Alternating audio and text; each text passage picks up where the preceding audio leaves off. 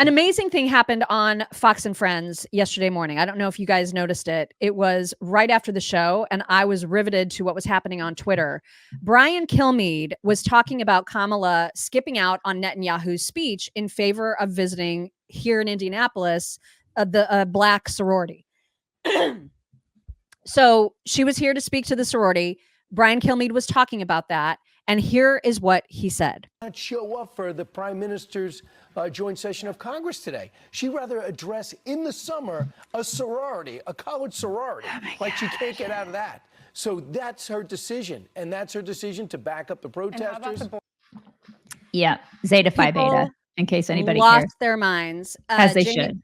Jamie Harrison said a colored sorority in 2024 on national TV. This clown thought it was correct and appropriate to use that term to describe a distinguished and historic African-American sorority. But what's even worse, a black man, he's talking about Lawrence Jones, sat a few feet away on that couch and didn't correct him. He was as quiet as a church mouse. Folks, be prepared for the racism and misogyny, but let's put them on notice. America is now unburdened and we ain't going back.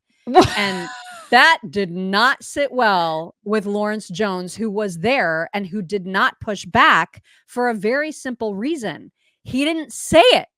He said, I'm the black man. You're so damn dishonest. He said college, but that's all you have. You know, the bullshit that you advocate for only brings death, poverty, and destruction to our communities. You are welcome on the show anytime to debate it. Me and you.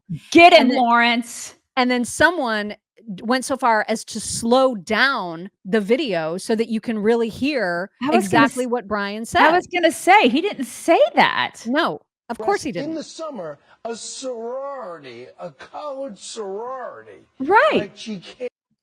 I mean, like, to me, it's as clear as day. Oh my God, I heard college too. That's what I heard. Right. And so Janice Dean, who was in the studio at the time, said, yes, he said college. I was there. Sounds like you really wanted him to say the other thing, though, which is pretty awful. Exactly. And she's absolutely right. And then do you remember the chick who's married to the guy that starred in This Is Us that I've had like a long-standing Twitter battle with? What's her name again? I don't know how to pronounce her last name, but it's Ryan Bathy or whatever. Bathy. I haven't heard from her in forever. And of course, she chimed in on this to say, and this will not come as a surprise to anybody, I heard colored loud and clear. And so I responded to her and I was like, of course you did. Of course you did. And she wrote back and she said, and why is what you heard the truth? Why are you more trustworthy on this? And I said, it has now been slowed down, analyzed, and confirmed by the actual people there that he said college. Good Lord. And yes, I am more trustworthy because I don't look at every effing thing with race-colored glasses like you do. Doesn't it ever get exhausting to constantly victimize yourself? Exactly. Spot on. It's so true. She responded and she was like, you just don't care about me as a human or something like that. And she did that. Like, she did that. Did she do that publicly or did she do that in DMs? Yeah. No, she did it publicly. She did it publicly. You don't care about me as a human. You don't have humanity or I was just done. I was like, this is the dumbest. Brian Kilmeade said college. He said college. Everybody that was there with him heard him say college. We all heard it. This is a fake story. Of course it's a fake story. It's like, stop being Jussie Smollett. Right. Yes, Seriously, exactly right. Just stop it. Everybody stop. I'm so tired of this garbage. Seriously. Enough already. Yeah, I can't with her. I cannot. And we've had email conversations in the past. We've tried to get along. And it's clearly, I mean, when you are that focused on race and when it's all you can see all the time and you don't give someone the benefit of the doubt, even though their entire team says you're hearing he said wrong. College. He absolutely said college. That's what he said. Wow. Like just when you think they can't get more blatantly horrible. They exceed all expectations and get way, way, way worse. You know what else exceeds expectations? And that is this amazing preventative treatment powder from coatdefense.com. Thank you. I've noticed actually that Miss Maisie is starting to nibble at her toe beans again. No, don't nibble on those, Maisie. Don't. gets really chewy on them. And I know that means that there's something going on with her skin. This stuff will take care of it. I'll be using this today, and she won't necessarily like it, but I'll be sprinkling it on her feet and then rubbing it in between her toe beans. And then this stuff is freaking amazing. You can put it all over their coats too. So if your dog is having like itchy skin and they're starting to chew at whatever parts of their body, this actually really does the trick. This, and if you are a person who shampoos your dog, use a shampoo that doesn't actually strip all the natural oils that they need from their skin. That also can contribute to skin problems.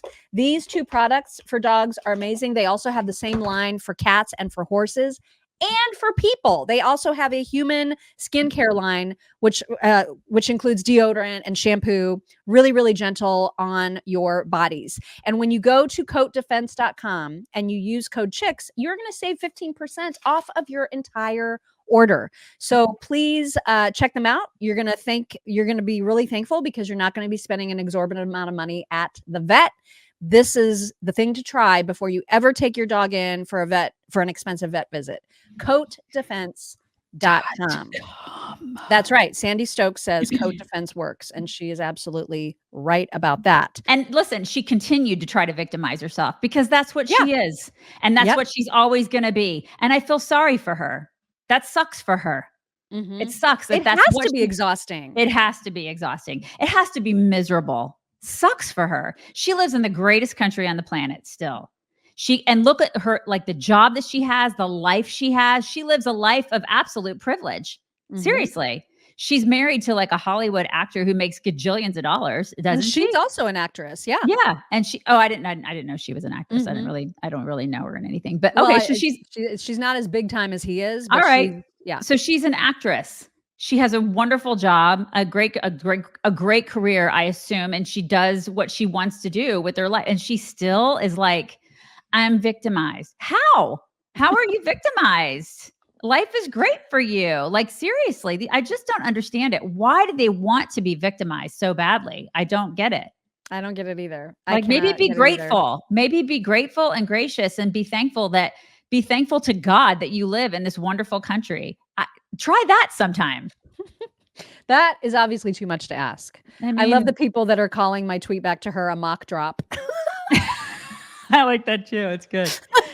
That's some of my favorite.